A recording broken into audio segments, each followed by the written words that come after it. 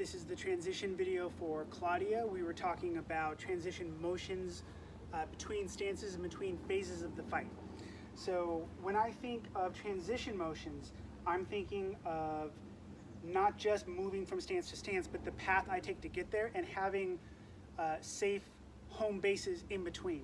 So, and this is something that we've talked about before, and so some of this might seem repetitive or even simple, but maybe it will help us think about it in new ways. So a very common transition motion that I talk about a lot is if I've done a low attack with the sword and buckler and I've switched so that I have my tools. The transition motion would be the re-switch while coming out of range. So I don't leave and then switch. The tool exchange is built into the coming out of range. That's what and it's drilled. This is a thing that I have drilled. I don't ever have to think about it. So I do the tool exchange, I do the re-switch, and because I'm not thinking about it, I have more computing power to apply to my opponent, and I also have a feeling of safety, so I'm not mentally or physically rushing, and that is really important. So if I'm in, for example, a long-range guard, and I want to switch to a sword back power stance, particularly coming into the mid-range, I'm not going to just switch and do this. I'm going to think about what is the path that's going to keep me safe. So my transition motion is actually rolling through the hanging guard. And so from here, it's almost like I have 1, 2, 3 positions, and then 1, 2, 3 if I'm coming back out. So I don't think of it as 1 and then 2 any which way. I think about the covering, just like between shot to shot, we think about the covering between stance to stance. And I drill this, and what this allows me to do is allows me to, if I want, I can change stances, I can transition between stances physically slower because I have this kind of home base in between the two stances. That if they throw something that they spaz out or I didn't see it coming, I have built-in coverage. It lets me slow down the transition. It gives me more time to process what the opponent is doing, and because I'm not feeling rushed, I'm feeling safer as I switch between stances. And if I'm here and I want to transition to a sword foot guard, I might do the same thing. I'm going to come across.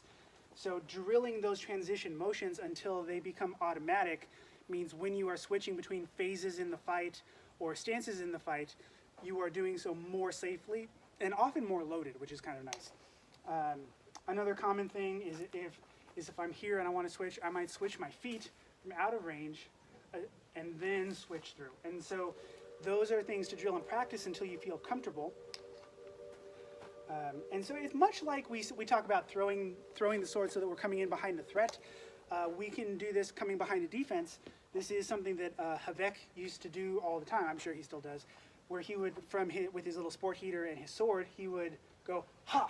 And he would come up and get people to fire right into that. That is essentially a transition motion because he's not looking to stay there, but he has this home base in between that is giving him a nice, safe place to be. And it's not something he does super fast. He doesn't have to rush it, but it presents a way to bridge that gap that is very, very safe. So what I want you to think about is how are we safely bridging the gap from this far outside range through a transition motion in the mid-range. Maybe we transition back over.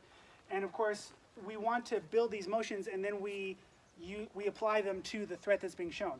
So if the person is set up for a flip or a snap or any kind of an onside attack, this hanging guard transition is probably the best one, or certainly one of the best ones. We can do an A-frame and then over, but it's much more clunky. It's not very graceful. You want to look pretty. But if they're set up for an offside, then we might eat this in the arm. So this might be a time that I switch the feet and then turn to face it a little bit.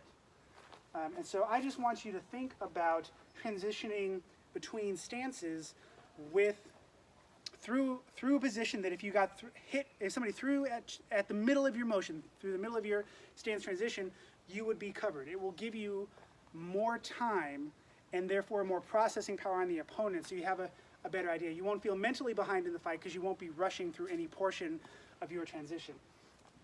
And so it's the same thing if you are leaving. So let's say that we came in, we ended up super tight. This is good, little hanging guard. Talking about how am I going to leave in a way that's going to keep me safe. If I just back out and I'm not addressing the threat, I might get hit. And if I'm always rolling to one side or the other and my tools aren't part of the transition, then people are going to know where we're going to be and what's going to be open. So even if we want to roll to one side consistently, we do want to have our tools be part of the rolling equation. So here is quite good. Here, depending, I think you're probably going to get more mileage because Claudia is currently using a bigger shield than my buckler. So this is probably more common for you, although the A-frame is certainly nice. If they are set up for a crazy offside, then I'm much more likely to come across here and then transition and come out. And so even when we're doing side-to-side kind of stuff, if you're up in really tight and we start to dump here and then we turn and then we can leave, just start building in your sword motions with your footwork and think about having a home base in between stances. You're not necessarily going to stay there or fight from there, but if somebody just kind of hi-yahs in the middle of your transition, you should have some pretty good passive coverage based on a nice tool exchange. This is something that you see in HEMA really well, where the manuals, they have so many positions because they try to map it out. So you might have a high guard, a middle position, and a low guard just to describe a cut, because they're kind of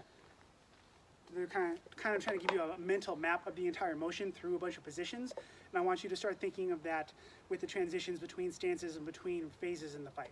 So hopefully that's helpful, and hopefully other people get something out of it, because I'm going to put this video out along with the Meyer